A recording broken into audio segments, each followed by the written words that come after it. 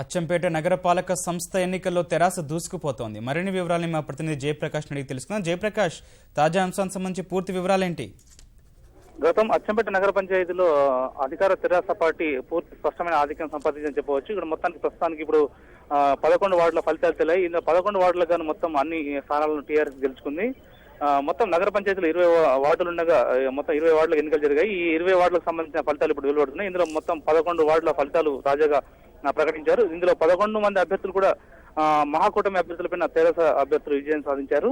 1వ వార్డులో తెరాస అభ్యర్థి హనుమంతు ఇండిపెండెంట్ అభ్యర్థి విజయ్ యాదవ్ పై 190 ఓట్లతో గెలిచారు. అటు 3వ వార్డులో టీఆర్ఎస్ అభ్యర్థి తులసిరామ్ 423 ఓట్లు సాధించారు.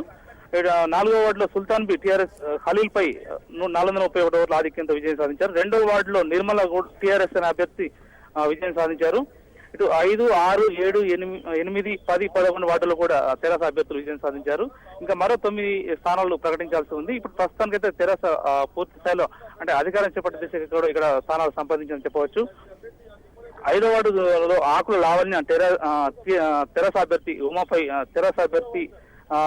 మహాకూటమి అభ్యర్థి ఉమాపై విజయం సాధించారు. 7వ వార్డులో మహమూదా బేగం తెరాస అభ్యర్థి మహాకూటమి అభ్యర్థి రామాదేవి పైన విజయం సాధించారు. ఇక్కడ 7వ వార్డులో తెరాస అభ్యర్థికి 549 ఓట్లు రాగా మహాకూటమి అభ్యర్థికి 241 ఓట్లు వచ్చాయి. 6వ వార్డులో బెల్లి బాలరాజు తెరాస అభ్యర్థి విజయం సాధించారు. ఈయన ప్రత్యర్థి రామకృష్ణ పైన స్పష్టమైన ఆధిక్యం సంపాదించారు. బెల్లి బాలరాజుకు 435 ఓట్లు పోలుగా మహాకూటమి అభ్యర్థికి 96 ఓట్లు వచ్చాయి. 8వ వార్డులో తెరాస అభ్యర్థి లక్ష్మమ్మ విజయ దుందు మోగించారు. ఈమె ప్రత్యర్థి పైన స్పష్టమైన ఆధిక్యం అంటే ఇక్కడ కొంచెం పోటాపోటీగా పోరు సాగింది. లక్ష్మమ్మకు 276 ఓట్లు రాగా ప్రత్యర్థికి 244 ఓట్లు వచ్చాయి. 10వ వార్డు చూసుకుంటే తెరాస అభ్యర్థి శివకు స్పష్టమైన ఆధిక్యం లభించింది. ఈయన 591 ఓట్లు సంపాదించారు. ప్రత్యర్థి యేసుబాబు మాత్రం తక్కువ ఓట్లతో ఓటమి పాలయ్యారు. 11వ వార్డులో తెరాస అభ్యర్థి శైలజ విజయ దుందు మోగించారు. ఈమెకు 419 ఓట్లు వచ్చాయి.